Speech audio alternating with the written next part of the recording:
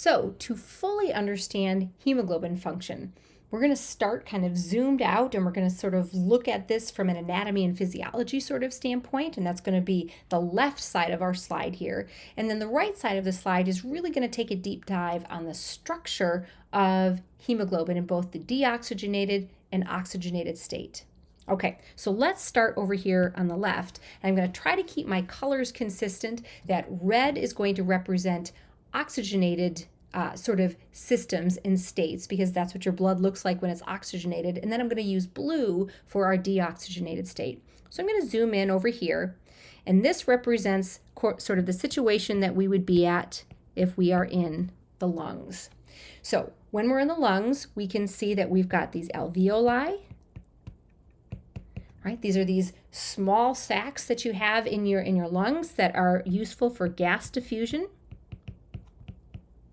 And why they're useful for gas diffusion is they are a single cell thick. So if you are less than 1 millimeter in thickness, you can easily have gases diffuse without having to worry about any transport situations. So gas can easily diffuse from our outside environment. So we're going to have oxygen that is going to come in.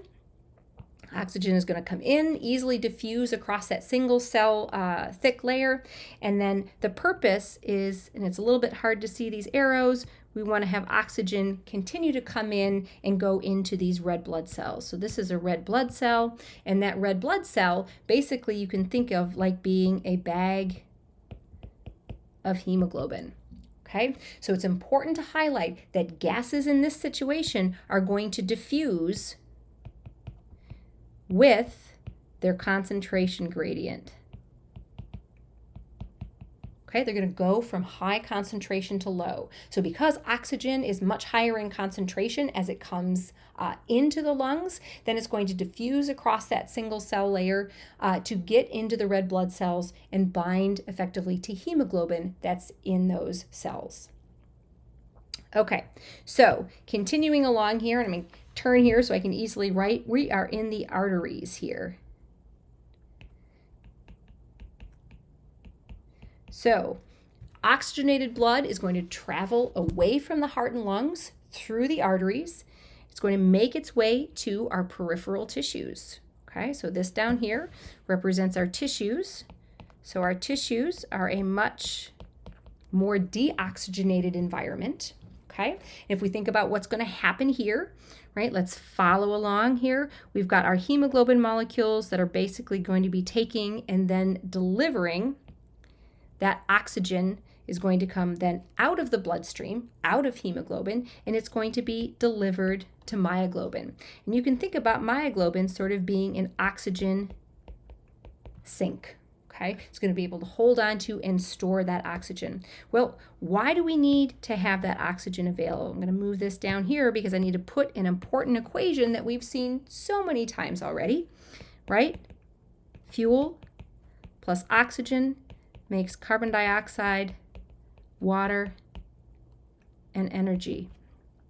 And so this oxygen is important because it will ultimately be delivered to respiring tissues that need to generate that energy, and it'll be used as an input there. Okay, so let's move along then to the second half here. And now oxygen has done its delivery. We've done our fuel respiration, and we've now generated this CO2 waste product.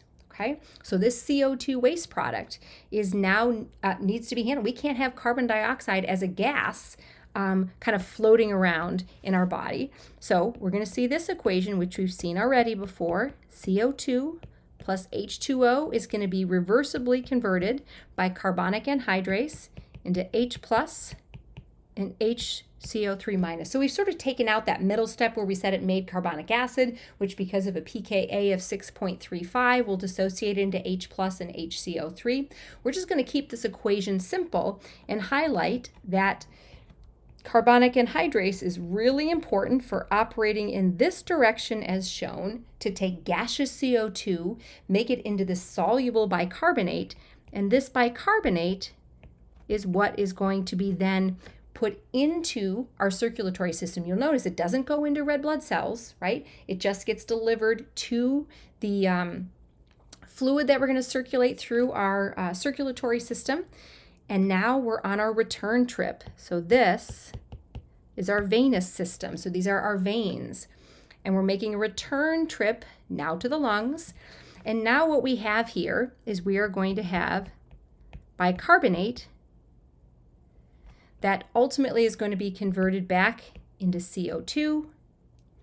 And that CO2 can eventually be expelled.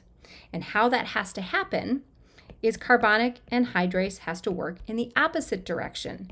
It's going to need to take some protons and it's going to be converted back into gaseous carbon dioxide. And again, that is what ends up being delivered here and then ultimately expelled.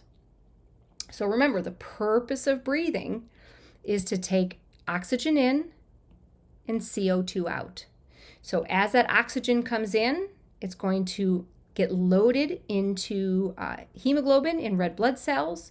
It's going to circulate to our distal tissues. Because myoglobin binds oxygen more tightly than hemoglobin, we're going to see and understand why in a minute. Oxygen is going to get delivered to myoglobin, and myoglobin is going to kind of hold on to it until it's needed by respiring tissues to do their fuel metabolism. And then the return trip not only gets those hemoglobin molecules back to reload and be able to bring more oxygen, but that return trip is going to be important for taking that carbon dioxide, which was converted back into carbonic acid, ultimately bicarbonate. That gets put into the circulatory system. All of this makes its return trip to the lungs, and then a carbonic anhydrase enzyme that's near the lungs will reverse that process, regenerate the CO2, and then that can be exhaled. All right, so that's more of the anatomy and physiology of what happens in. Take a breath. We're going to look over here on the right with what happens specifically as we have deoxyhemoglobin bind oxygen and become oxyhemoglobin. So these sort of represent structural pictures of our proteins here. So in blue here, this is deoxyhemoglobin. And we can see that it is not bound, here's oxygen, so it is not bound to oxygen, okay? So importantly, we are going to define something that is not bound to its ligand as what we say T state, okay? So deoxyhemoglobin has no ligand bound, and that ligand is oxygen, so no oxygen is bound.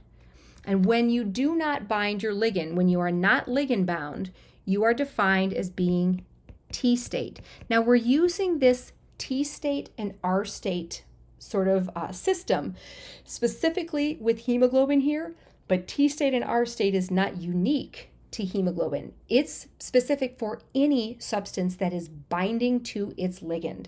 So when you are not able to bind your ligand or you do not have your ligand bound, we say that you are T state. Okay, so let's talk about now what happens when we have oxygen binding to, here's the iron. So remember, oxygen binds to the iron. Iron is bound to the heme. Heme is bound to the protein. That's our ligand sandwich, if you will.